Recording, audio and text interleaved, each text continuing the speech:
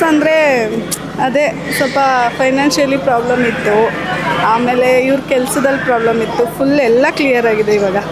ನಾವು ಬಂದಾಗಿಂದ ಏನಿದ್ವಿ ಇವತ್ತೇನಿದ್ವಿ ತುಂಬ ವ್ಯತ್ಯಾಸ ಇದೆ ಜೀವನದಲ್ಲಿ. ಸೊ ಎಲ್ಲ ಸಕ್ಸಸ್ಸನ್ನೇ ಕಾಣ್ತಾ ಬಂದಿದ್ದೀವಿ. ಸೊ ತುಂಬ ಚೆನ್ನಾಗಿ ಆಗ್ತಿದೆ ಜೀವನ. ಸೊ ರಾಯರ ಆಶೀರ್ವಾದ ಇದೆ ಖಂಡಿತ. ಸರ್ ನಮಗೇನೋ ಕೆಲಸದ್ದು ಅದು ಇದು ಪ್ರಾಬ್ಲಮ್ ಇತ್ತು, ಪರ್ಸನಲ್ ಪ್ರಾಬ್ಲಮ್ ಇತ್ತು. ಸೊ ಎಲ್ಲ ಕ್ಲಿಯರ್ ಆಗಿದೆ ಇವಾಗ. ತುಂಬ ಖಂಡಿತ ರಾಯರು ಇದ್ದಾರೆ. ಸೊ ರಾಯರ ಆಶೀರ್ವಾದ ಕೂಡ ಇದೆ.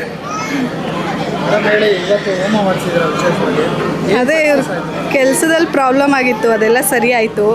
ಮನೆ ಕಡೆ ಸ್ವಲ್ಪ ಪ್ರಾಬ್ಲಮ್ ಇತ್ತು, ಅದೆಲ್ಲ ಸರಿ ಆಯಿತು. ಇವಾಗ ಫುಲ್ ಏನು ಪ್ರಾಬ್ಲಮ್ ಇಲ್ದಂಗೆ ನೆಮ್ಮದಿಯಿಂದ ಇದ್ದೀವಿ. ಹಾಂ ಅಷ್ಟೇ.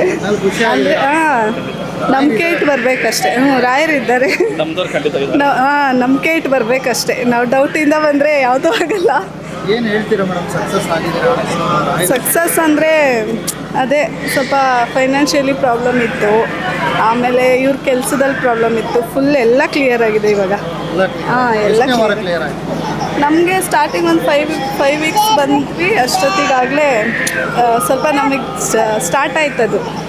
ನಾನು ದೇವ್ರು ನಂಬ್ತಾನೇ ಇರಲಿಲ್ಲ, ನಾನು ಪೂಜೆನೇ ಮಾಡ್ತಿರ್ಲಿಲ್ಲ. ಇಲ್ಲ ಬರೋಕ್ಕೆ ಸ್ಟಾರ್ಟ್ ಆದಮೇಲೆ ಪ್ರತಿ ಗುರುವಾರನೂ ಪೂಜೆ ಮಾಡ್ತೀನಿ. ಒಂದು ವಾರ ಪೂಜೆ ಮಿಸ್ ಮಾಡಲ್ಲ.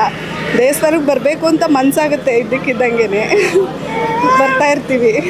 ಕೆಲವೊಬ್ರು ಜೀವನದಲ್ಲಿ ರಾಯರು ಕನ್ಸಲ್ಲಿ ಬಂದಿರ್ತಾರೆ. ನಮಗೂ ಬಂದಿದ್ರು. ಅಂದರೆ ಲಾಸ್ಟು ನಾವು ಪ್ರಸಾದಕ್ಕೆ ಅಂತ ಚೀಟಿ ಬರ್ಸಿದ್ವು. ಅದು ಹಿಂದಿನ ದಿನವೇ ರಾಯರು ಇವ್ರ ಕನ್ಸಲ್ಲಿ ಬಂದ್ಬಿಟ್ಟು ಏನೋ ಕೊಟ್ಟರು ಅವ್ರಿಗೆ. ಅದು ನಾವು ಬರೋಕ್ಕಾಗಲಿಲ್ಲ. 2 ಡೇಸ್ ಬಿಟ್ಕೊಂಡು ನಮಗೆ ನೆನಪಾಯಿತು. ಅದು ನಮಗೆ ಏನಕ್ಕೆ ಕನ್ಸಲ್ಲಿ ಬಂದಿದ್ದು ಅಂತ ಅವಾಗ ಕೂತ್ಕೊಂಡು ಯೋಚನೆ ಮಾಡಿದಾಗ ಪ್ರಸಾದಕ್ಕೆ ಚೀಟಿ ಬರ್ಸಿದ್ವಿ, ನಾವು ಬಂದಿಲ್ಲ. ಅದನ್ನು ಸೂಚನೆ ಕೊಟ್ಟಿದ್ರು ಕನ್ಸಲ್ಲಿ ಬಂದು.